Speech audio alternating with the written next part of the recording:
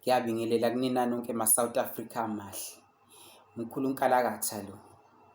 Eyi bafowethu, sengithi angizophendula la ngiy'phendulele mina ngoba sengiyeza kuqhuma iy'nkulumo la, sengihlangana ney'nkulumo ey'mbi zaku-WhatsApp. Kuthiwa la mina njengoba ngingabonakali nginyamalele nje ngiyabusa la ngikhona ngiyabusa.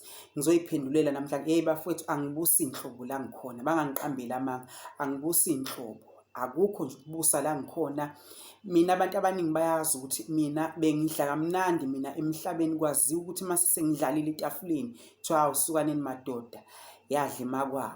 Ngidla ukudla kwangempela, mina ukudla dla kwangempela okubizayo engathi angizwa. Hey bafowethu, hhayi ziyangibuyela. Mina angiyazi le mpilo ukuthi udla ipharishi kanje, uma umuntu ngidla ipharishi elimhlophe kanje, ipharishi elimhlophe, ipharishi elimhlophe qha, elingena-taste. Yazi buhlungu inhliziyo yami, yazi buhlungu inhliziyo yami.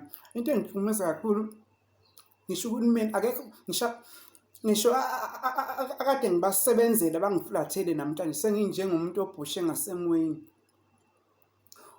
Osomabhizinisi, abantu abaney'mali ey'khulu, akukho ngisho umuntu odabukayo. Mina ngidla ipharishi elinje elimhlophe, ngaziwa ngisho phesheya, ngidume yonke indawo, kuyaziwa.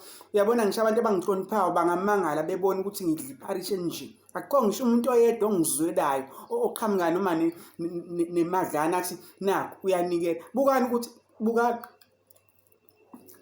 ngidla udoti, into engadliwa ngisho isiguli esibhedlela uma uthi unika ipharishi siyabalisa sithi lizobuya likwazi ukungena emlomeni. Kodwa namhlanje mina ngidla ipharishi hayi ngathi angizwa, ngathi you don't understand my assignment. Ibuhlungu impilo ngesinye isikhathi, hayi ngathi angizwa.